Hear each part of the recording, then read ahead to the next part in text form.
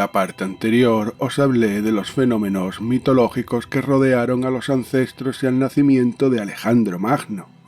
Hoy veremos algunos detalles que quedaron fuera y exploraremos los patrones que se repiten en el arquetipo del rey y héroe solar.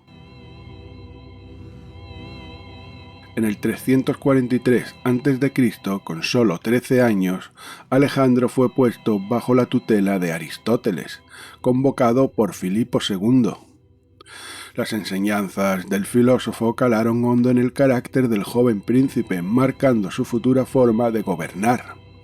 Durante 3 años, en Mieza, una ciudad macedonia, Aristóteles instruyó a Alejandro en filosofía, ética, política, medicina y ciencias naturales.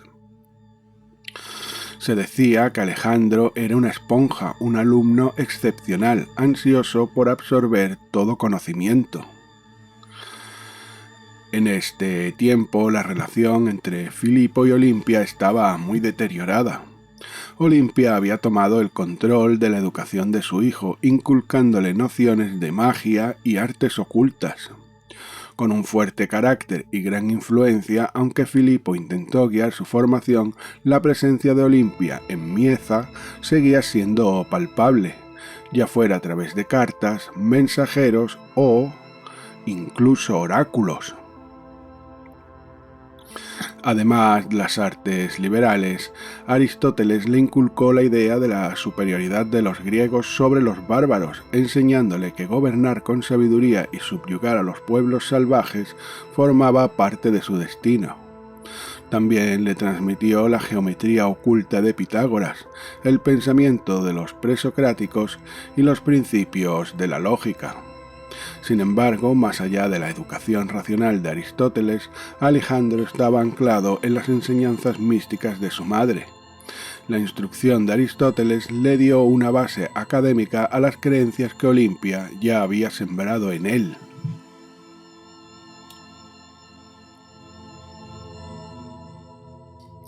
En el 336 a.C., Filipo II fue asesinado en plena boda de su hija Cleopatra. El asesino, Pausanias de Orestis, uno de sus guardaespaldas y compañeros de borracheras, lo apuñaló y trató de huir, pero fue abatido al instante. Oficialmente se dijo que era una venganza personal por haber ignorado una ofensa sufrida por Pausanias. Sin embargo, surgieron sospechas de conspiración. Olimpia, su exesposa, tenía motivos. Con Filipo muerto, Alejandro aseguraba el trono y ella obtenía mayor poder.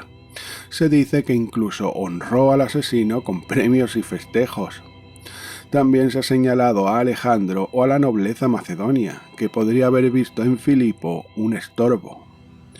¿Casualidad o asesinato planificado?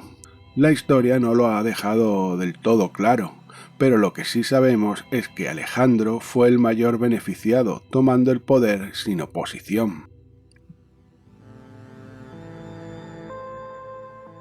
En la sofocante Babilonia, el 10 u 11 de junio de 323 a.C., Alejandro Magno exhaló su último aliento a los 32 años. Su muerte, envuelta en misterio, desató el caos en su imperio y resonó a través de los siglos. ¿Fue un destino natural o un asesinato? Los relatos mencionan que sufrió una fiebre devastadora durante 12 días, que lo paralizó hasta llevarlo a la muerte. Pero, ¿qué causó su enfermedad? Hay varios puntos de vista. Una enfermedad fatal, que sería malaria o fiebre tifoidea, o el virus del Nilo Occidental, que podrían haber sido los culpables, coincidiendo con su debilidad y su ardor en sus entrañas. Veneno lento. Se especula que Antípatro, regente de Macedonia, temeroso del poder de Alejandro, pudo haberlo envenenado. El veneno podría haber sido administrado en pequeñas dosis para disimular una muerte natural, posiblemente usando ricino. El síndrome de Guillain-Barré. Hoy, algunos historiadores sugieren que pudo haber sido esta extraña condición que provoca parálisis. Lo más intrigante fue que su cadáver no se descompuso durante 6 días. interpretado por sus contemporáneos como prueba de su divinidad, tal como afirmaba Olimpia. Alejandro murió sin nombrar un heredero claro, y su imperio se desmoronó en guerras entre sus generales, los diádocos. El destino de su cuerpo es otra historia envuelta en intriga.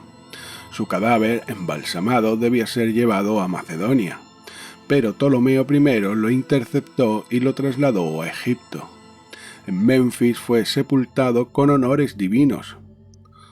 Años después, Ptolomeo II Filadelfo lo llevó a Alejandría, donde su tumba se convirtió en un santuario. Los siglos pasaron y su sepulcro fue visitado por los hombres más poderosos de Roma. Julio César en el 48 a.C., dictador perpetuus y pontífice máximo de Júpiter, se postró ante la tumba del conquistador. Admirado, acarició sus restos embalsamados, pero en su arrebato accidentalmente rompió la nariz del cadáver. Augusto, en 30 a.C., el primer emperador de Roma y también pontífice máximo, siguió los pasos de su sucesor. Se dice que, en un gesto de reverencia, retiró la corona de Alejandro y colocó una guirnalda de oro sobre su cabeza. Caracalla, en el siglo III, emperador tirano y ferviente admirador del macedonio, peregrinó hasta su tumba para rendir homenaje ofreciendo joyas y tributos. Sin embargo, después de esto, la tumba desaparece. Donde está su tumba, desde la antigüedad se han planteado varias teorías. Sepultado abajo las calles de Alejandría, los terremotos y el paso del tiempo podrían haberla enterrado bajo la ciudad moderna, escondida en el oasis de Siwa. Algunos creen que los sacerdotes de Amón la trasladaron allí donde Alejandro fue proclamado hijo de Dios, destruida por cristianos o musulmanes. Con el advenimiento de nuevas religiones, muchos templos paganos fueron saqueados y destruidos. La tumba de Alejandro pudo haber corrido esta misma suerte. Su paradero sigue siendo uno de los grandes enigmas de la arqueología, pero tal vez, mientras su tumba permanezca en sombras, Alejandro no solo sea historia, sino leyenda.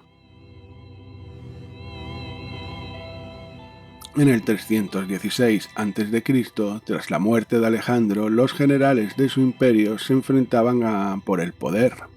Olimpia, astuta, apoyó a su nieto Alejandro IV y a su nuera Roxana contra Casandro, uno de los diádocos más ambiciosos. Logró imponerse en Macedonia con Poliperconte, pero su fortuna no duró. Casandro, hijo de Antípatro, la rodeó en Pitna, obligándola a rendirse, aunque prometió perdonarle la vida. Pronto cambió de idea. Los relatos difieren sobre su muerte, pero la versión más extendida es que, por temor a la reacción popular, Casandro dejó que los enemigos personales de Olimpia se encargaran. Fue entregada a los familiares de nobles que había ejecutado y, según se dice, murió de la manera más cruel, lapidación. Algunos también sugieren que no fue apedreada literalmente, sino ejecutada de una manera más formal. Pero Casandro aseguró borrar su legado, matando a Alejandro IV y Roxana, y casándose con una hermana de Alejandro Magno para legitimar su poder. Olimpia murió sola y traicionada, pero hasta el último momento fue una figura que impuso miedo y respeto. Los dioses le dieron la espalda. Fue una jugada del destino. Sea como sea, su nombre quedó grabado en la historia como una de las mujeres más temidas y fascinantes de la antigüedad.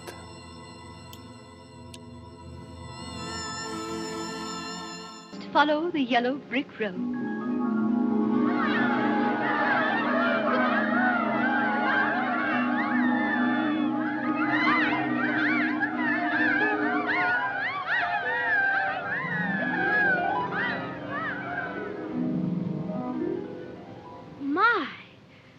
People come and go so quickly here. Follow the yellow brick road. Follow the yellow brick road? Follow the yellow brick road. Follow the yellow brick road. Follow the yellow brick road. Follow the yellow brick road. Follow the yellow brick road. El arquetipo del héroe solar o rey sol, es decir, el ritual iniciático solar que debe llevar a cabo un elegido para ocupar el trono, es una doctrina que se encuentra diluida como poca sal en mucha agua en los mitos de este tipo. Voy a daros 3 ejemplos comparados con el caso extensamente tratado de Alejandro Magno. Aunque no son idénticos al 100%, todos coinciden en los puntos básicos, y esto nos ayudará a reconocer a la élite, pues estas prácticas aún se llevan a cabo. El relato germánico, que pertenece al ámbito mitológico, contiene en sí mismo todo lo que nos interesa. Sigfrido era un príncipe volsungo de origen divino. Su padre, Sigmund, se casó con la valquiria Hjordis. Sigfrido, tutorizado por su madre en artes mágicas, estaba destinado a un futuro legendario. Durante unos festejos, Odín, el mismo dios, irrumpió en el castillo y clavó una espada, Gram, en un roble en el centro de la sala, al que llamaron Barnstock, que significa el tocón del niño. Odín anunció: «Solo el más valiente podrá extraerla». Sigmund extrajo la espada, luchando en innumerables batallas después hasta su muerte, dejando la espada quebrada. Sigfrido fue entonces enviado a estudiar herrería alquímica con Reginn, entre los Dókalfar, quien le enseñó a forjar nuevamente la espada Gram. La espada es el arma solar por excelencia, junto al hacha de doble filo la Labris, que exploraremos más adelante en esta serie. En esoterismo, la espada simboliza el elemento aire, instrumentando el solve et coagula, separar y juntar. Así como antes hablamos del águila en el nacimiento de Alejandro Magno, en los relatos de Sigfrido y Arturo Pendragón, la espada denota su linaje divino y su destino como heraldo del sol. ¿Quién es el heraldo del sol? El iniciado que ha completado la gran obra, el grado asociado a Tiferet, la sexta sefirá de la Cábala, asociada al sol que cataliza la luz hacia el mundo material. Sus imágenes son el rey coronado, Harpócrates, y el dios sacrificado, entendido como Cristo, pero también Balder, Osiris o Dionisio. En la hermética orden de la aurora dorada, la Golden Dawn, se le conoce como Adeptus Minor, y en las logias masónicas como Segundo Vigilante. Así, al forjar la espada de su padre, Sigfrido está en el camino hacia la gran obra. El rey, el Cristo y el niño Harpócrates son catalizadores de la voluntad divina. Su linaje divino no es paterno, sino materno. Olimpia para Alejandro, María para Jesús, ya que José no engendra, y Hjordis para Sigfrido. Reginn envía a Sigfrido a matar el dragón Fafnir, con la espada aún caliente de la forja. Sigfrido lo hace y bañándose en la sangre después del dragón, pero su hombro derecho queda sin tocar por la sangre, haciéndolo vulnerable en ese punto. Este acto, como en el mito de Aquiles, lo hace invencible pero no inmortal. Es un héroe y no un dios y está destinado a perecer. La acción de matar al dragón y bañarse en su sangre es uno de los rituales más antiguos de la tradición solar.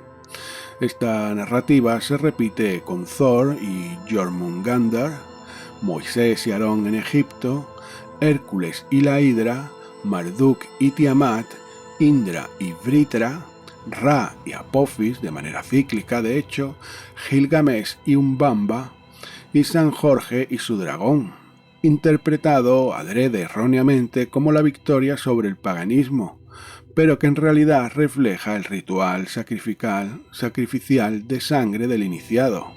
De hecho, San Jorge llegaría a ser comes y otros puestos de alta graduación en el ejército romano. Este ritual busca elevar el alma del iniciado sobre la materia. La espada simboliza el cuerpo etérico del nuevo heraldo. La empuñadura de cobre representa a Venus y Netzach. La guardia de 2 lunas para Diana y Yesod. El filo de acero, Marte y Geburá.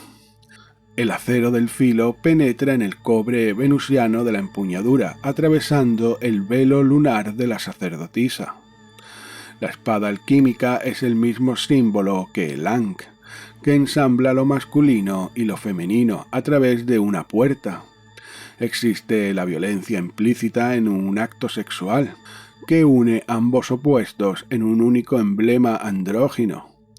La forja de la espada es una preparación para el ascenso del rey solar, que es sacrificial, marcado por el trauma. Como dijo Aleister Crowley, el mago no puede portar la espada a menos que la corona esté en su cabeza. Primero debe aprender una teoría que será puesta en práctica. Sin sublimación del alma solo se encuentra la destrucción. La iniciación es un ciclo de solve et coagula, donde separar sin unir resulta en desintegración, que es lo mismo que decir destrucción. Sigfrido se hermana con Gunther, otro héroe solar iniciado, como Arturo con Lancelot, ambos traicionados por el hermano para conquistar una figura femenina de poder, Brunhild o Ginebra. En la historia de Jesús tenemos a Judas y María Magdalena, con una narrativa que parece distorsionada, en mi opinión, para encajar en la doctrina cristiana. El gemelamiento y la separación son parte del trauma iniciático. Este proceso de gemelamiento aparece en Hansel y Gretel, donde el trauma familiar conduce a más abusos por parte de la bruja del bosque, que lleva a Gretel a torturar a su hermano, para que ésta adquiera los conocimientos de la hechicera. Este caso es similar, pues aquí hablamos de una iniciación lunar. Pero como vemos, tiene elementos que coinciden, no son exactamente iguales. La iniciación en general es un ciclo de solve et coagula. Si el mago separa su alma, que es solve, pero no la combina con un elemento superior, coagula, no podrá desprender su cuerpo de un estado menor.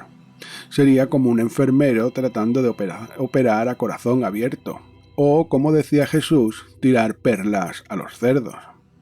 Es una combinación en cadena de solve et coagula, separar de lo impuro y juntar a algo más elevado. Aquí es donde debemos entender que la iniciación es un proceso vorticial, en la que el mago permanece en el centro entre 2 embudos que sostienen su alma y su cuerpo, tirando cada uno para un lado y rodeado de un campo circular toroidal, que es el poder del que dispone. Pero ya hablaremos de los vórtices y los toroides más adelante.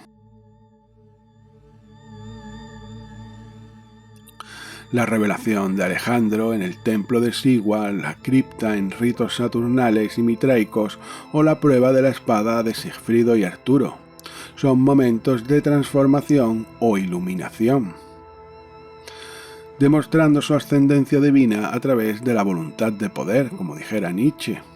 Jesús enfrenta esta prueba en el desierto, vigilado solo por el sol, como Merlín y Regin vigilan a sus pupilos.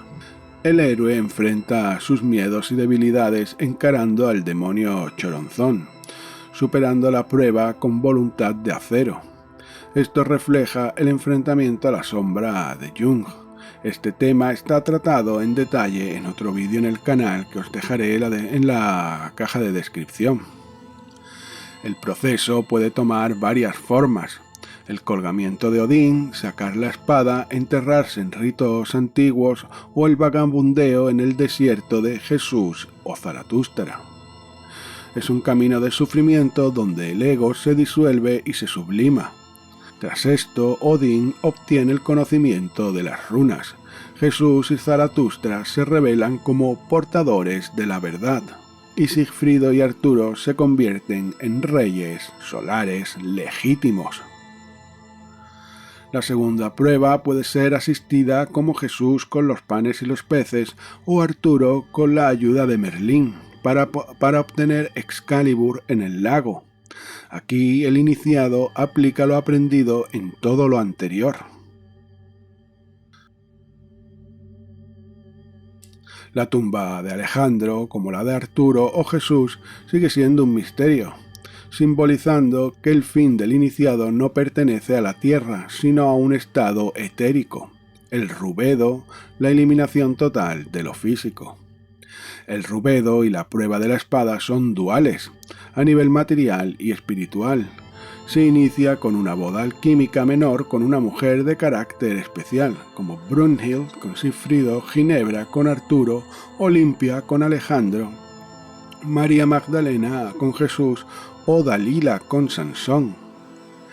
Esta unión termina catastróficamente, siendo otra forma de gemelamiento y separación.